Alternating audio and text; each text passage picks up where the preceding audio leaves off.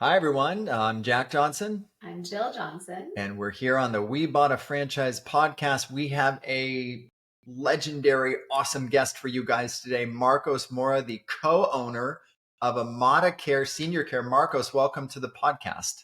Hey guys, thanks for having me.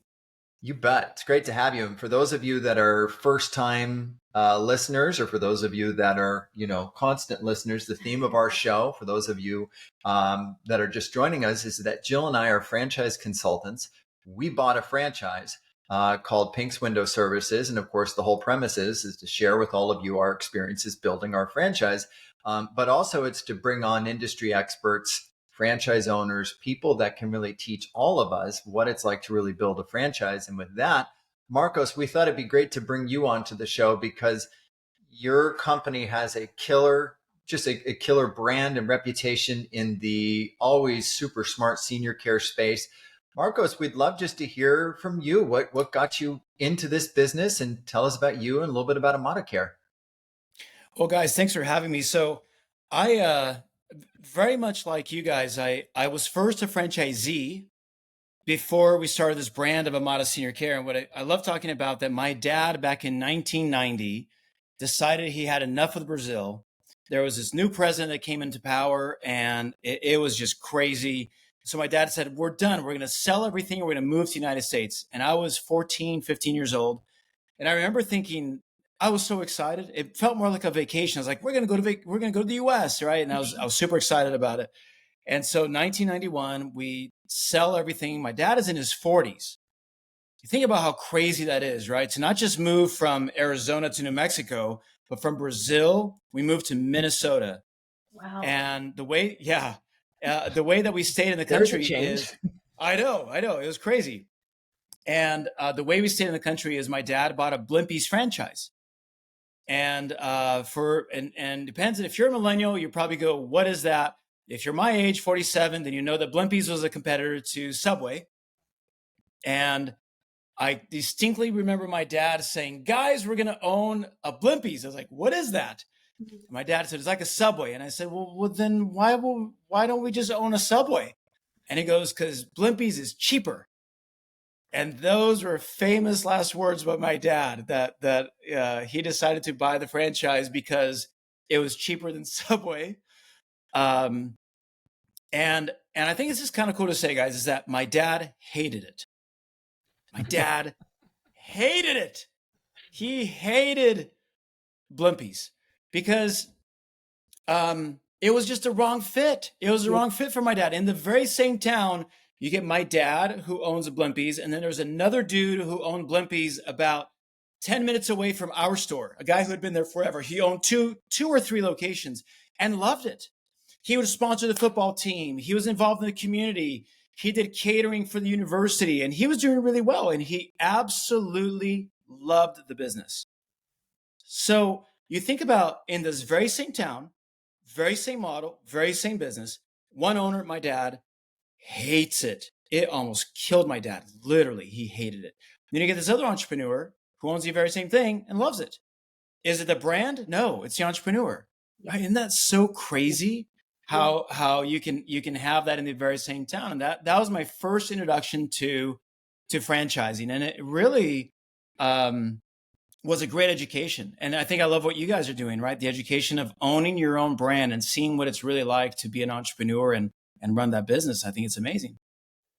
I mean, way to come out of the first round swinging, dude. What a great, I mean, I'm sorry that your dad didn't have the experience that he wanted, but I mean, as we see so many times, sometimes it ain't the best fit, the first That's business. why we started this podcast, is because for a long time, and we still do help people find the right fit, but it's not always the right fit. And so even with us and our experience with Pinks, there's still a lot of speed bumps. And what you said is really interesting too, because now we're seeing a lot of the owners being on the other side, and you can see some are really performing really well, some are struggling, some are in the middle. So it's very true. It's the person, it's not necessarily the franchise. Not necessarily. So Chad, my business partner in Amada, Chad has a really interesting saying, which is, and it's not very deep, right? It's one of these like really like duh. But he says, when you start a business, there's this bucket of you. And at the end of the day, there's going to be a lot of crap that's going to happen to you. I don't care if you are doing the business that is the best fit, that you love. And at the end of the day, in that bucket, there's going to be things that take away from you, things that are like, oh, and then things that are like, but I got to do X, Y, Z. Like I had these good experiences. And at the end of the month, at the end of the year, at the end of the week, whatever period, ideally it's a business that most of the stuff in that bucket are positive things that happen to you, because there's going to be both. But the business where it takes the most out of you is the one that you're going to have a very hard time running. An example of my dad just having a bucket so filled with stuff he hated about the business that he would just be like, I hate this thing. That's not what was happening with the other owner. And so that's your evaluation. Is the other owner loved customer service. He loved making sandwiches. He loved doing the catering. He loved being with the football kids. He loved doing all these things. It was fun for him to run a restaurant. Yeah. It was fun for him to run a restaurant. Even when somebody called and said, you got my order wrong, I hate you. He was customer service oriented.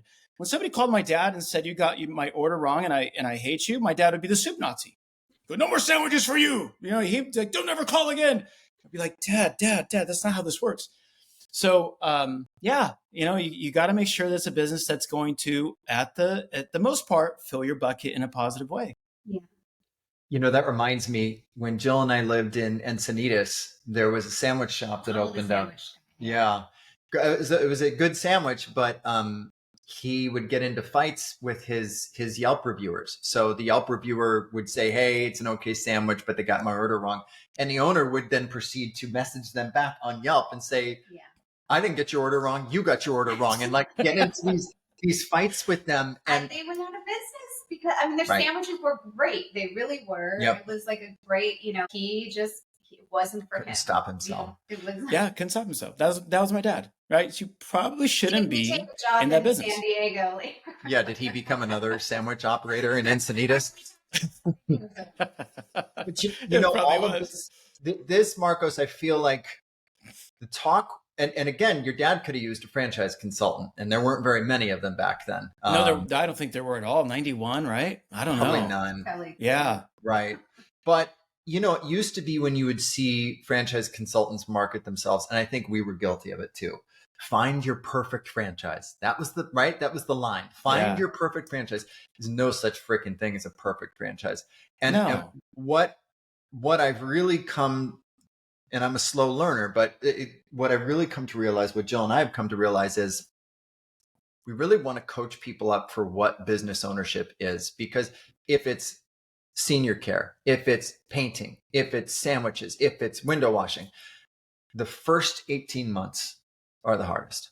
Yeah. And making sure you're capitalized, making sure mentally you're ready. It's for the ups and downs, because it takes a while for the business to mature. And I really think that's our job. One is to show our clients franchises like yours and introduce them to you guys. But two, to constantly be there to reinforce, you're not just going to kick your heels up and this thing's going to grow. Even if you're going to operate semi-involved, you're going to have to hire people and manage them. So I don't know. What's your take? There's this guy here. He used to be in San Diego. He's now in Texas. He's like a mini Tony Robbins, and I'm forgetting his name now. He's awesome. And he says also kind of a dumb statement, but so deep, that entrepreneurs make decisions and then they go and make the decision right. And so here's the thing about that is I think that it is actually very difficult to prepare somebody about how difficult the business is going to be, whatever business is going to be. And because even if you say this is going to be really hard, they go, yeah, I know. But then they get into it and it's like, oh my gosh, I had no idea it was going to be this hard, even if you tell them, right? And so it's the entrepreneur that makes that decision. But when you talk about decision, I think that's where a franchise consultant or franchise broker, what you guys do, is so important, because you can make that decision as good as possible, although you're never going to be prepared for the reality. You know, how do you prepare that kid that was 18 years old about how hard Vietnam is going to be? Right. You can't. There's no way to do that. And how do you prepare the 23-year-old who's about to get married about how hard marriage is going to be? You can't. Same thing with a business. But at least you can counsel and talk and make the best decision possible. But in the end, like you guys are experiencing right now, like I've experienced, In the end, the entrepreneur has to go make that decision right. No one's going to save you. No one's going to save the marriage for you. No one's going to save, this awful thing you're going to go do that you're going to have to go fight. You have to make the decision right. It's going to be up to the entrepreneur every single time. And the other thing is, it's not going to be the territory, most likely not the brand. There are some brands that are just awful out there and you just don't do them. But most likely it's not going to be the brand. Most likely it's not going to be the territory. It's going to be the entrepreneur who's going to have to make that decision right. It's up to them. I agree. Well, this is a perfect segue to Amada, because if you look at the numbers in senior care, if you look at the average numbers across everybody's item 19, dude, it's hard to beat senior care because everybody's got a pretty darn, it's so mature now. There's not like a new senior care that's on the block for an in-home senior care.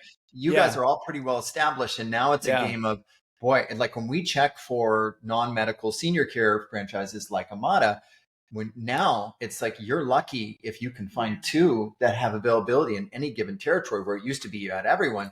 So Marcos, why is it that senior care is such a great business, and how is it that Amada Care sets someone up to differentiate themselves in such a competitive space? Okay, so the first question I think is a fascinating little look into the senior care business. I have a buddy of mine who owns California Pools here in California. The guy's rolling in money, like just phenomenal. And he always talks to me about how hard it is, right? Because when you have this idea of making a pool, a lot of things can go wrong, even if you're the most amazing pool company in the world, but they're phenomenal, right? If you're looking for a pool in California Pools, Ryan's amazing. Okay, so what he talks about the fact that, eventually there's only so many people who want pools. The good thing about pools is that when I do one, it's 100, 200, 300, 500 grand to build a pool. So I don't have to make that many. But he goes, eventually the people who want pools, and then it's going to slow down. I don't know, like, do you remember the cupcake craze? Eventually, how many cupcakes can you eat? Now, senior care is weird because senior care is today, there's X millions of people who are going to wake up and realize they need a caregiver. And then tomorrow, it's almost like Groundhog's Day. There's going to be X millions of people who are going to wake up, who are going to go, I need a caregiver. Oh my gosh. And that daily resetting of the business is going to be true forever. There is never I've eaten too many cupcakes, or I've already had the cookie that now has the frosting pumpkin frost. Like, I'm done with it, right? Like, right. It will never reach that point. And so the companies just keep coming on and they get absorbed so fast. I'll give an example. We've been in Orange County since 2008. I'm just saying this for illustration purposes. Our company here in Orange County, we're not that big. We're not that small. We're kind of not average. We're above average. We've been here since 2008. And yet we have less than 0.1% of the population that we're serving. You could have another 20 home care companies start and not take business from us and still become very successful, and we wouldn't even feel it. It's that ridiculous. It's amazing. Let me take a guess. Well, I'm going to say you guys have maybe 100 clients, 100 core clients. Yeah, that's what's crazy. Yeah, It's not. And that's when people come to us and they go, wow, if you're doing that, you probably have thousands. They have this crazy number. And you must, and our office staff, like our office is about 2,000 square feet office, 2,000 square foot office. We have 13 people who administer the Orange County location and 350 caregivers on our roster. Sure. But yeah, it's not a lot of clients. Yeah. Wow. Not a lot You of guys clients. have got a good bench. That's a deep bench for that you guys are doing it right. Again, I think this is something we talked about last week. Always be hiring. Constantly be hiring. The minute you stop hiring is the minute you're going to have a shortage and you're going to have a job you can't fill. Right. Yeah. Well, and in your case, like you said, someone's going to wake up one day and need, full-time care, part-time care. And then you also, on the other hand, have someone that no longer needs care, unfortunately. So there's this cycle of always, having people available and being able to, reach into that network. So yeah. Well, and the other thing is this, it's one of those businesses. I may put off,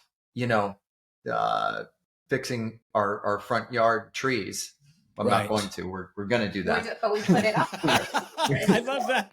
But I love it. We are going to do it. We are. But we're doing it. But that's something someone might say, let's wait till after the election because whoever's the president determines, and it's foolish thinking, right? I saw a great post from Cody Sanchez today where she says, no matter who the president is, you're still the one that's got to go out there and do it. Yeah. Right. But home care is one of those things. If tomorrow my mom needs home care, she needs home care. No matter what's happening, we got to figure it out. If she needs it, she needs it. You can't really put it off. Right. Yeah. You're going to do it. Okay. So then what you then talk about is the second thing people say is, well, how do you hire caregivers? It's really hard. And how's that going? And I kind of pause and I go, okay, wait. If you were to open a coffee roasting company, that is what you're going to do. You love coffee, you're passionate about it, and you're going to start a company that does this. What you're going to have to do is you're going to have to buy these conveyor belts. You're going to have to get the raw inputs, which is coffee. You're going to have to go find the raw inputs, and you're going to have to go figure out who the heck you're going to get that from, because Starbucks buys up everything, and you've got to find your niche. You got to get your piece, and you're going to have to fight for that, and you have to get your raw inputs, and then you have to put that on your conveyor belts, and you're going to have to manage that. And while you manage that, like something's going to go wrong with this conveyor belt, or somebody's going to quit over here, and you may not. And there's a in Costa Rica there's a flood, and like that is the business. And if you were a coffee roaster for the next 50 years, you're a coffee roaster. That factory that you built that is doing the roasting and is running would never stop. 24/7, you'd be roasting coffee, and putting in bags, selling. That would never stop, right? And so what I want to always tell people is whatever business you are in, there's going to be some piece of it that's going to be the evergreen you're always going to do. That's the same thing for caregiving is listen, if you're an entrepreneur in our space, what's your business? Caregiving. Well, you're going to have to hire caregivers every week of your life for the rest of your life. Oh, I don't know if I want to do that. Then don't do caregiving. Like, I don't know if I want to do that. Don't do caregiving. It's that simple. But going for another coffee roasting thing is kind of weird, but if you then want to become the largest coffee roasting company of Orange County, you're going to have to get really good. You're going to have to get better conveyor belts. You're going to have to source better coffee. You're going to have to get better branding. Same thing with caregiving. At first, you're kind of crappy at it. You're hiring caregivers here and there, and you're trying to figure it out. But if you want to become a $3 million, a $5 million, a $10 million business, your infrastructure is going to have to get better. You have to get better at sourcing the caregivers. You have to interview them quicker. You're going to have to treat them better. You're going to have to pay them a little bit better. So, and that's a challenge. And it's a challenge that you either welcome and that's what you want to do and you're fighting for it and you love it. Or again, going back to the bucket, it's a challenge that you don't really want to do.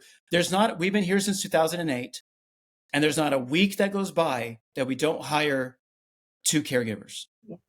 Not a week that goes by. That is a lot of weeks since 2008. And we don't think anything of it. It's not weird. It's just what we do. Yeah. Right? Just what you do. Yeah. I mean, it's a really great analogy. And caregivers are good people. There's a lot of good people who are caregivers. When you look at the work that they do, it's pretty remarkable. Yeah. And they're good human beings. It is. I mean, you were in the home care industry, and you are, and I lived through it with you and all of that. I mean, it also is a business that does feel good because you're helping people, and even the caregivers, the jobs that they're getting, they may not be pretty, but they're helping people. It's like a feel good business too. It is. And I think that plays into it a lot too. Well, and look at like what's happening. AI is taking over call centers, right? That end of business, creative marketing. You see where AI is starting to come in and take jobs. AI is not taking caregiver jobs anytime soon. No. And so again, as we start to talk to clients about what businesses make sense, it's just remarkable how senior care has stayed. And as Jill mentioned, I mean, you guys started in 2008. I was at Home Care Assistance in 2008. I mean, it was a great business then. It's a great business now. And in franchising, we've seen a lot of different things. Every single year, there's a new thing, right? There's a new shiny, shiny brand, and a million people buy it. Like you said, with the cupcakes, and then there's crumble, and it's great. And that's the fun of this, is that all of us as entrepreneurs, we get to take our shot, right? We bought Pinks this year. But it's funny, and I don't know if anyone's ever said this to you before, but I've had so many people say to me, this is my last shot. Mhm. I'm like, dude, you're 50. It's not your last Right. shot. Yeah. Yeah. Humans are pretty resilient. It's not your last Yeah. shot. So, Yeah. and for that reason, like we partnered with a company that, that helps our clients sell their business. So I never don't sell you, but stay in it for at least 3 years. But sometimes people, they're just not right for it. So we partnered with a company that, hey, 6 months in, no problem. I don't recommend Oh, you that's do it. awesome. Yeah. Wow. Yeah. So, but again, Marcos, think about this. So let's say someone buys an Amada Care. They put the first 6 months in, they spend, 150 grand with franchise fee, getting it all up and running. And now the business doesn't have the revenue to support any kind of valuation. So what do you got? Maybe they can Right. sell it for franchise fee. That new owner comes along and within a couple of years gets it up to whatever your item 19 says, that number that you guys have. And they had to put in just another 100 grand to take the business to that next level. I mean, that's the thing people have to be aware of. But that goes back to what you said in the beginning. It's not necessarily the franchise, it's the owner. It's the wrong fit at the beginning. It could be a perfect fit for someone else. Yeah. I love that concept that just because you open either a Crumble, an Orange Tea Fitness, or an Amada, or a Voda cleaning, whatever it is that you open, doesn't mean that that's what you're going to do for the rest of your life. It is just one business and one stepping stone. And I got to tell you, I would much rather my son spend 300 grand in a business that flounders and he sells it and he loses a little bit of money than MBA. Yeah. Like what you will learn from opening a business and it not going the way you thought it would go, and you spent, let's say, 3 years doing that. Yeah. Those 3 years spent at like a USC, Pepperdine, any MBA nowadays is going to be about 300 grand as well. Yeah, right. Easy. And it is, I think nowadays a giant waste of money. Just to throw your money in the trash sort of activity. Unless you have, this is kind of going into education. Like I did in my MBA, and I wish I could give that back. If I could just say, I won't ever tell anybody that I'm an MBA and I can give my money back I would do it. But there were kids in my class that are now working for like large accounting firms or whatever. And there was a reason why they did the MBA. Fine. But just to go because you don't know what to do, that's a giant waste of time. I'd rather you start a business and lose 300 grand on that, because you'll learn so freaking much by learning, by doing that business. And especially with a franchise where you get all these training wheels, all the support, experiences from other franchisees. So like for my kids, if they don't really know their path they want to go into, that's my plan is let's get you guys into real estate. Let's get you guys into your first franchise, have you run the heck out of that thing. And let's see if you can make that. I mean, I'd much rather that than going to MBA school. I mean, I had I had a meeting this morning, had the very same conversation, even about undergrad. Let's say undergrad's going to cost you, 120,000. Giving your kid the choice. We can go college, or we can take this and we can go you can go buy a painting franchise. Yeah. And you can have a painting franchise where essentially you are a sales and marketing machine and you are subcontracting your painters. And you can do that business for 120 grand. And if, again, just like senior care, if you look at the item 19 from painting companies, it'll blow your mind. The ROI. And that's the thing that now what's so cool about this time. And I think where real estate is, honestly, COVID really changed the world. If you look at this, It really did. People can't buy houses right now, but they can buy a Amada Care for 2, 3. I don't know what's total investment for you guys. 200 grand. Yeah, about 200 grand is probably a good number. If you have that, if that's your last dime, we're probably not going to accept you. Right. Good point. But 200 grand into that you can commit to the business is where you should be.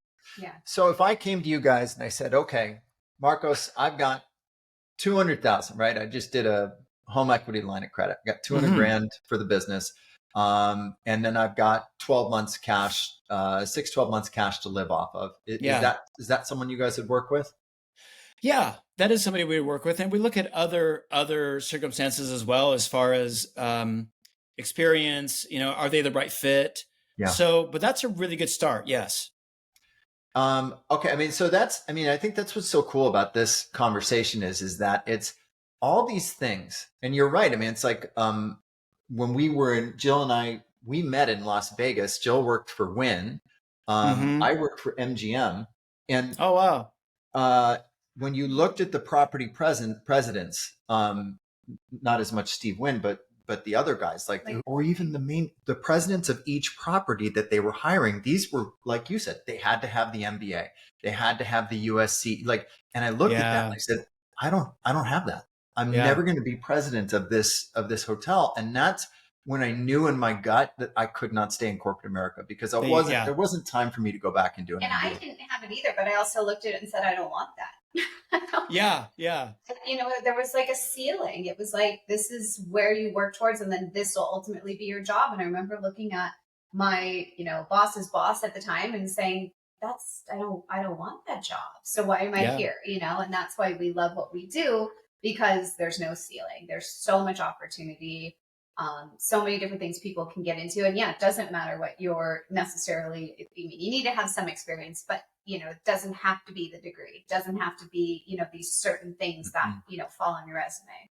No. Yeah. And there's just so much fun in building a business. It's like we just ordered this second van for our business. And we've made some tweaks to it, which we think could be a game changer for our business and for Pinks as a whole.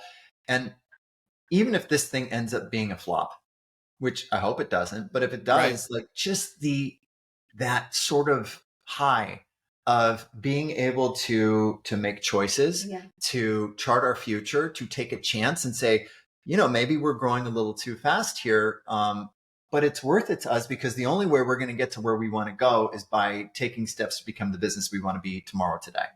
Yeah. You also, what I've noticed about our franchise partners is in those first 18 months too, you become what they call the disillusioned learner. Those first 18 months, a lot of your excitement gets just beat out of you because it's so hard, and you're experiencing all those things for the very first time.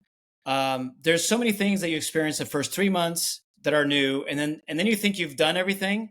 No, in the next 3 months is going to be things you experience. You'll be like, I cannot believe there was more bad things that could happen. And then a year later, you're like, wait, there's more. But all those experiences are changing your DNA. You're becoming more resilient. You're becoming more experienced. The second time it happens, you're not surprised it did. You already know how to get around it. You already know what happened and how to solve it. It doesn't get your heart beating as fast, right? And so you have all these things that sort of callous you over the years. And what we try to do in our first 18 months with our franchise partners is, even though we explain this to you in the beginning, you're going to go through it. You're going to go through that disillusioned learner phase where you're just like, this sucks. And we go, we know, but you're just around the corner to having success. And the important thing is to not quit in those 18 months when things look so bleak. And for almost, and this is what happens too. We have a lot of entrepreneurs that see our item 19 and they notice some people that in the first 18 months just go grow like a rocket. And then when they get in, they don't. And the problem is it's great that you thought you would be as good as this other person, but it's also okay if you're not. It is okay that you're not going to grow as quickly. It's going to be more pain and suffering. But what we do see is the ones that go through those 18 months and really struggle, a lot of times when they get through it, then they grow like a rocket, but they grow in a much healthier way because they were able to set up a really good foundation. They have a really good team. They went through the hard knocks, and then they kind of just go and they grow like crazy. And so Tony Robbins has this thing that he says, people, I always get it wrong. He says, people overestimate what they can do in a year, but they underestimate what can happen in 10 years. So in a year, you think you're going to be, I'm going to crush the numbers. I'm going to be number one. I'm going to be rookie of the year because I am amazing. And you get in and you get the crap knocked out of you. And you see at the conferences other people who are dumber than you, who are not as handsome as you, who don't have your education, and they're crushing it. You're like, what's wrong with me? There's nothing wrong with you. And you go through that, and then that year goes by and you become bigger, smarter, more agile, more calloused. And then you look 10, even 3 years later, 5 years later, 7 years, 10 years later, you look back and you're a different person, right? So just know that the first year, don't overestimate it. It's going to be tough. And then 10 years later, you look back and find success. And hopefully, last thing I was going to say, hopefully enjoy the muck of those first 18 months, right? Just enjoy it, lean into it, and enjoy the mayhem that is your first 18 months. We'll have to like replay this, everyone. Oh, dude. Oh man. What's so funny though? Like our first 6 months of Franchise Insiders, like we didn't make anything we started. Yeah, exactly. In the middle of the year and we didn't make a dime, right? But then at the end of the year, all of a sudden we hit this like. But how much did we learn in those first 6 months? And they were so fun. We were doing things not in an efficient way. We Right. were not communicating the right way. We were still learning about the franchises to recommend, not just like pulling them out of a book. So Right. it was the learning process in those first 6 months that did help us. But I love that you say that because, again, we even need the constant reminder coming in Right. with all this franchise experience it paints, like we've been humbled many times, thinking like we're going to come in and be these rock stars, but we're not always that. And we have to, know that it's not necessarily us. There's so many different factors. Totally. Your staff, where you're located, seasonality. Yeah. There's so many things that affect it. So. We've seen that as franchise consultants. I mean, we set a FranServe record last year, and I think another consultant's going to come along and beat it this year. I mean, so it happens. I mean, it's business. And so what do? Do you say, oh, darn, that sucks? No, you keep hustling. You reminded me, I don't know if you remember this still, but at Home Care Assistance, we had a franchisee that came in and he just like year 1, year 2, just exploded. Like he blew away what our pilot office had done. Yeah. And we made him our poster child, right? We put him up front. You know who I'm talking about. He's a good dude. But what ended up happening is then because we gave him so much praise, he kind of was like big guy in the room, big man on campus, franchise conference. And so all of a sudden, here come these other offices and they lap him. And he's like, wait a second, I'm not the top guy anymore. So you're right. Some people come out the gate slow. Some people come out the gate fast. You just stay with it. You be consistent, especially in a business like home care. Yeah. You will, I mean, it really, the odds are in your favor if you can just stay on course and listen to your franchisor's recommendations and support strategies. Yeah. And advertise. Make sure you advertise. And make sure you advertise. I see it. Joe Rogan just did. There's this clip going out of Joe Rogan. And I don't know what the numbers are, but I mean, Joe Rogan is the #1 podcast in the world.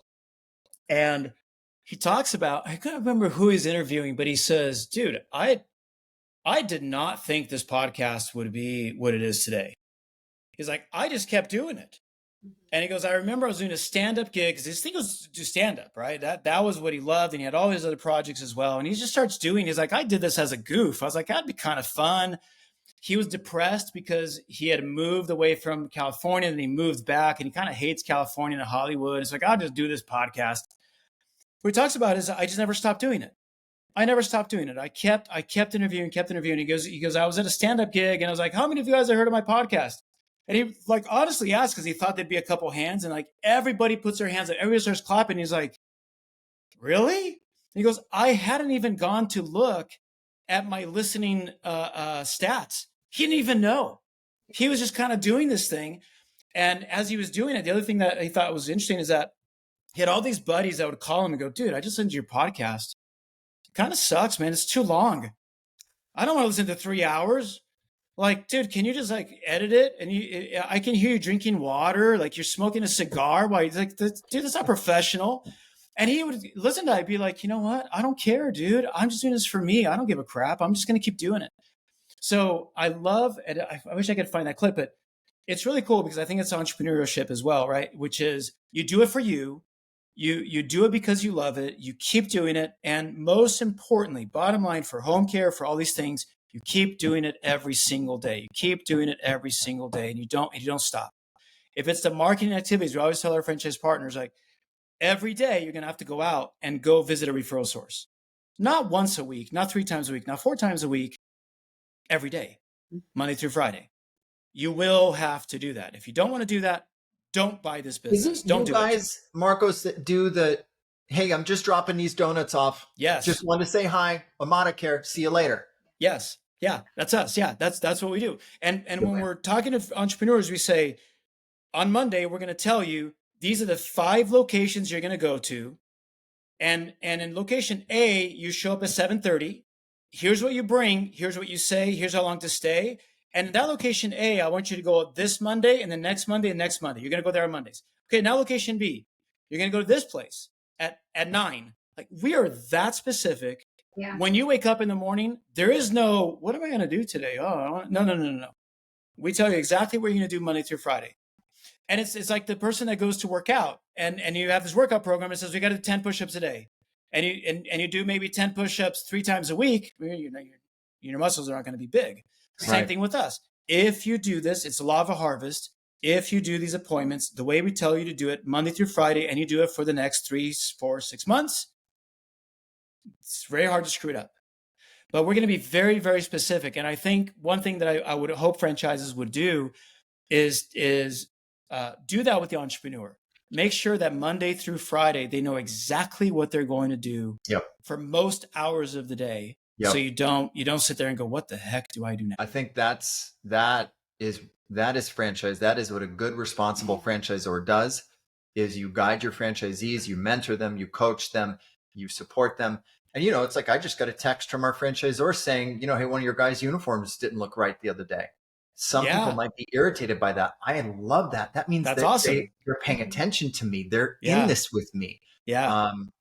Marcos, I can see why you're the life of the party at every event you go to. Marcos is so well regarded in the franchise community. Obviously, we've only scratched the surface with you today. But Marcos, where can people go to learn more about you and Amada Care? Where should they go? Go to amadaseniorcare.com. For Amada, if you want to get in touch with me, just go to LinkedIn. I'm Marcos Moura is a decidedly Brazilian name. So there's a bunch of Brazilians on there. And if you just find the English profile, that'll most likely be me. Easy. Very good. Very good. And of course, I think we've got a few folks talking to you guys that we're working with who are very excited about the opportunity, and why not? It's a great franchise, and senior care is a great industry. So Marcos, this has been an amazing episode. I feel like we'll probably need a part 2 with you. Yeah, I think so. I'd love to do it, guys. Thank you so much for having me. I think the world of you too. I love the branding you guys do, which most consultants miss. I think what you guys have created is pretty fantastic, pretty amazing. Thanks for having me. Appreciate you very much. Yeah, it's fun, right? It's the beauty of entrepreneurship. We get to try and do different things, and sometimes it works and sometimes it doesn't. Yeah, that's right. That's right. That's what's fun about it. Very cool. Well, thank you, sir. We've enjoyed having you on the podcast. Thank you. Thanks, guys.